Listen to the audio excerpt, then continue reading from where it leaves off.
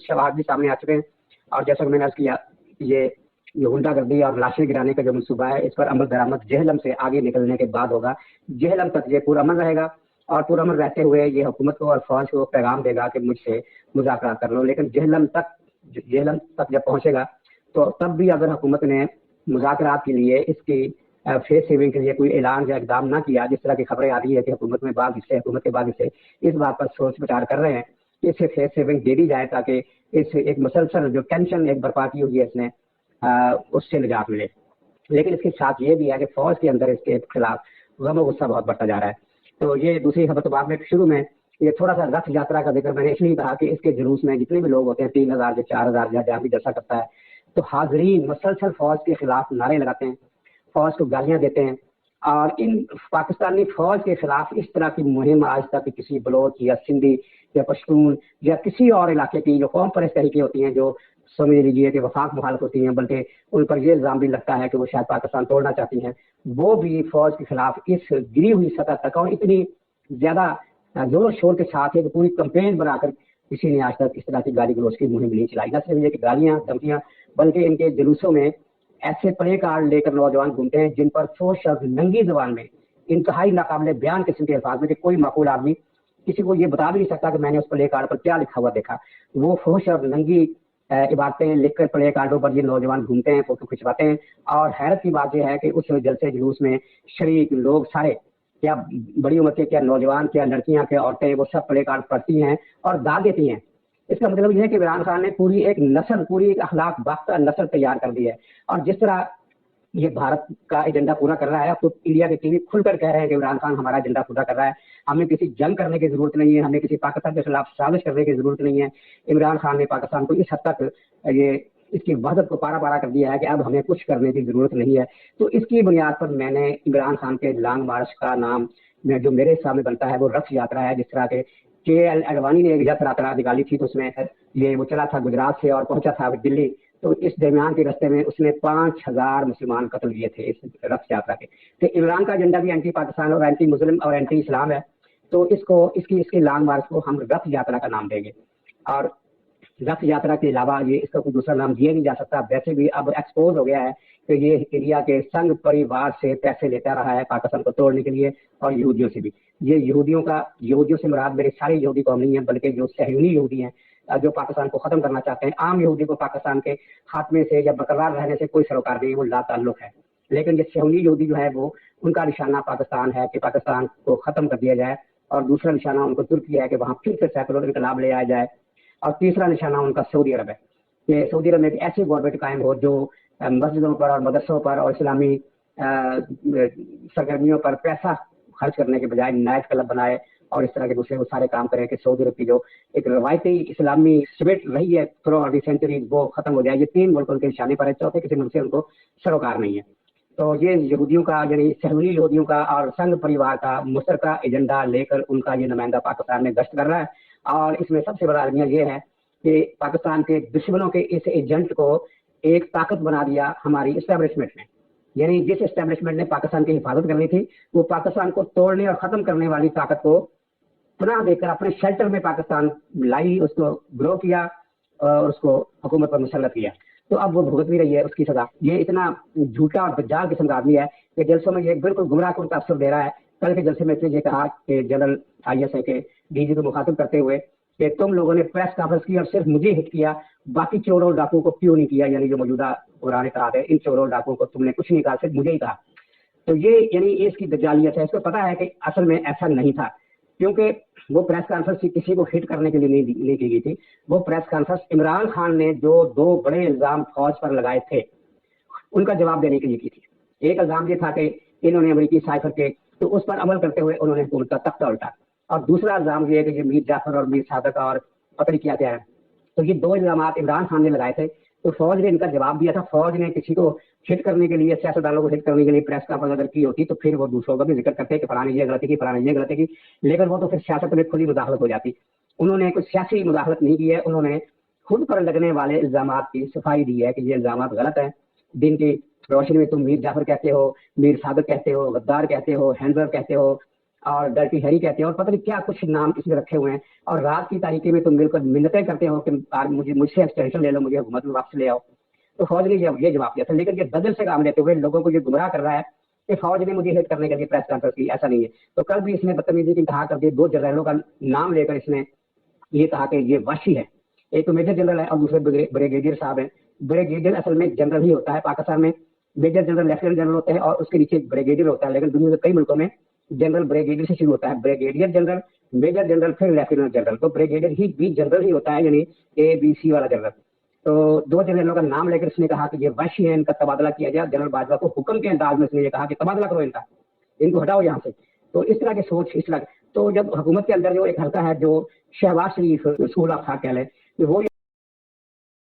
عمران خان کو کوئی face saving دے دی جائے، اور بظاہر فوج اس کے ارادے میں کوئی مزاحمت نہیں کرے گی کیونکہ سیاست میں مزاحمت ہوگی، لیکن فوج کے اندر جو غیظ و غضب ہے اس وقت، کیونکہ اس نے مسلسل صبر سے کام لیا اور یہ 3 دن سے ISPR اور ISI کے پریس کانفرنس کے جواب میں جارحانہ انداز میں بدتمیزی کر رہا ہے، گالیاں دے رہا ہے، طرح طرح کی بکواس کر رہا ہے، اور اس کے جو کارکن اس کے سامنے بیٹھے ہوتے ہیں وہ پرجوش انداز میں تالیاں بجاتے ہیں اور وہ جو ہوٹنگ والے نعرے ہوتے ہیں جنرلوں کے خلاف وہ لگاتے ہیں۔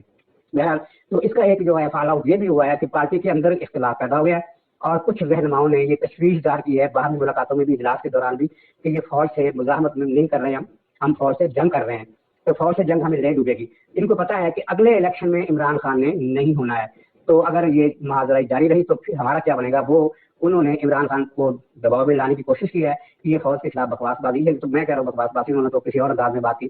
کہ فوج کے خلاف یہ بکواس بازی بند کرو ورنہ ہم سب ڈوب جائیں گے، لیکن عمران خان نے ان کا مطالبہ نہیں مانا، یہ کل کی بات بتا رہا ہوں۔ تو اب 2 دن اس کے گزر چکے، تو اس نے جو بیک ڈور رابطے کیے ہیں ان میں جو اس میں شکست اور سرنڈر ہے وہ میں آپ کو اس کی طرف نشاندہی کرنا چاہتا ہوں، بات آسان ہے، آپ فوراً سمجھ جائیں گے۔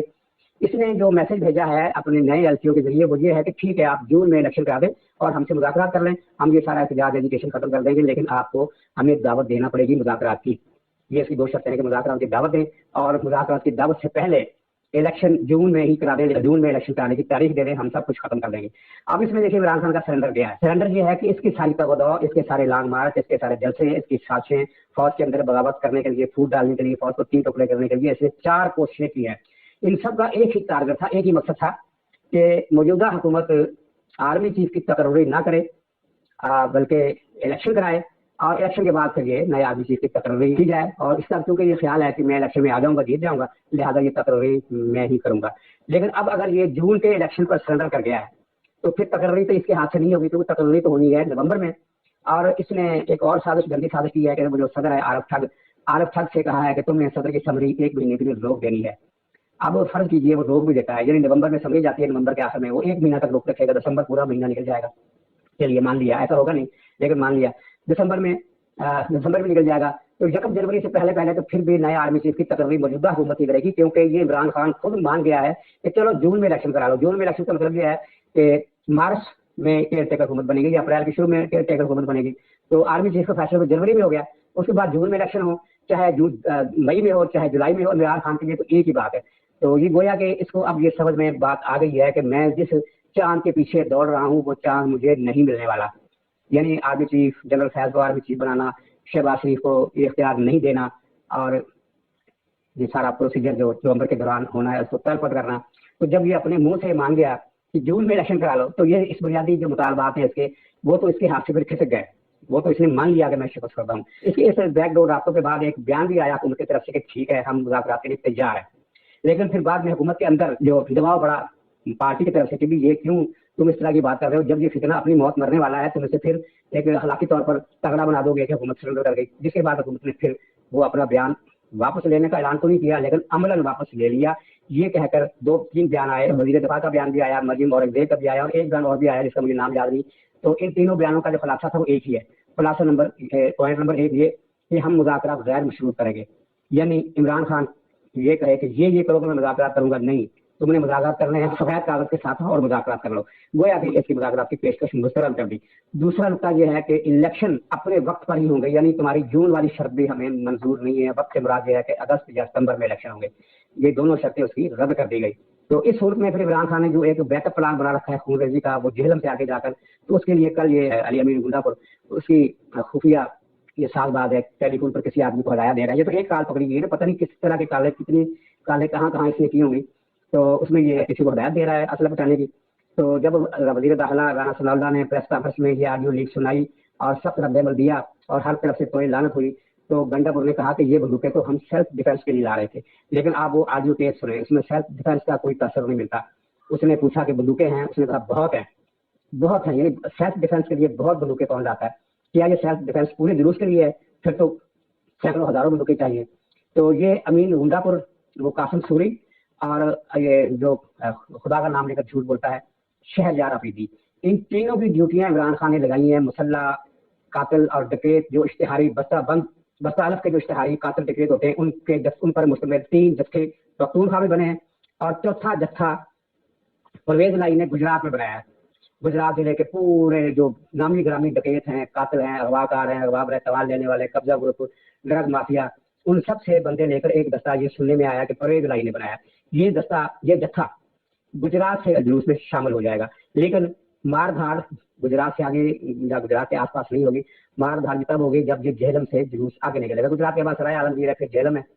تو جہلم کے بعد ان کا خون ریزی کا پروگرام ہے. رستے میں بھی کچھ لاشیں گرائی جائیں گی, اشتعال پھیلے گا, اشتعال پھیلایا جائے گا, ان کی دہائی دی جائے گی کہ یہ حکومت کے ایجنٹوں نے بندے مروا دیے. اور اس الزام تراشی کی آڑ میں یہ پھر پنڈی پہنچ کر فساد کریں گے. ویسے بس تذکرہ پی ٹی آئی کے اندر جو اجلاس ہوا ہے کل, اس میں عمران خان کو تجویز دی گئی ہے کہ اسلام آباد جانے سے ہم گریز کریں, کیونکہ پھر وہاں مار پڑے گی. اس سے بہتر ہے کہ ہم امام بری کے دربار پر اختتام کر دیں لانگ مارچ کا, اس سے اسلامی ٹچ بھی مل جائے گا جلوس کو. یہ تجویز دی گیا, وہ ابھی تک اس پر کیا فالو اپ ہے یہ پتا نہیں. تو یہ غنڈہ گردی کے پلانے, اور اس میں پھر یہ بھی ہے کہ ایک نئی خبر ہے کہ مونس الہی کے لیے مونس الہی پر نگران مقرر کیا ہے عمران خان نے کسی ارسلان بلوچ کو. ارسلان بلوچ پنجاب حکومت چلا رہا ہے مونس الہی کے ذریعے. یعنی نام تو وزیر اعلیٰ کے طور پر یہی لوگ کہتے ہیں نا کہ پرویز الہی تو ریٹائر ہو گیا ہے اور عمل پنجاب حکومت مونس الہی چلا رہا ہے. تو اب پتہ چلا ہے کہ مونس الہی بھی نہیں چلا رہا, بلکہ مونس الہی کے اوپر ایک آدمی بٹھا دیا لا کر ارسلان بلوچ کو, اور وہ اس کے ذریعے یہ پنجاب حکومت چلائی جا رہی ہے. یہ بھی ایک شرمناک قسم کی خبر ہے. تو ناظرین یہ قصہ ہے سارا اس وقت کے لانگ مارچ کا. اور اس میں آخر میں تو یہ ایڈ کروں گا کہ یہ جو ارشد شریف کا قتل ہوا ہے وہ کون لوگ ہیں, 3 ہر طرف سے ان کی پہچان کی طلب کی جا رہی ہے کہ وہ کون تھے, کیا کرتے تھے. اس میں خلاصہ یہ ہے کہ وہ جو بھی تھے وہ ارشد شریف کے واقف کار تھے. ارشد شریف کو ان پر اعتماد تھا اور وہ ان کے پاس ہی گیا, ان کے ساتھ ہی گاڑی میں آیا, اور کہانی یہ سامنے آئی ہے, واقعہ یہ سامنے آیا کہ ان تینوں نے پھر تینوں افراد نے بکار وغیرہ نے ارشد شریف کو کار سے باہر نکالا اور پھر گولیاں مار کر اس کی ڈیڈ باڈی یا نیم مردہ باڈی جو تھی دوبارہ کار کے اندر رکھی. اور پولیس افسروں کے گروپ کے ساتھ اس پورے گینگ کا ایک کنٹریکٹ ہو گیا تھا کہ اس طرح ہم ماریں گے. اور پھر خبر یہ چلے گی کہ پولیس نے غلط فہمی میں ناکے پر نہ رکنے کی وجہ سے ایک مسٹیکنلی یعنی فائرنگ کر دی اور یہ پولیس مقابلے مارا گیا. وہ کہانی ساری اسی دن پہلے دن ہی اڑ گئی, اور اب یہ اس میں پھنس گیا ہے وہ سلمان اقبال, اور عمران خان بھی اس میں پھنسے گا, کیونکہ یہ قتل سلمان اقبال نے کرایا بالکل واضح ہوتا جا رہا ہے. اور سلمان اقبال کو کس نے کہا یہ قتل کرانے کے لیے, اس میں ایک نقطہ, بس آخری نقطہ وہ سن لیجیے اور اس پر غور کیجیے.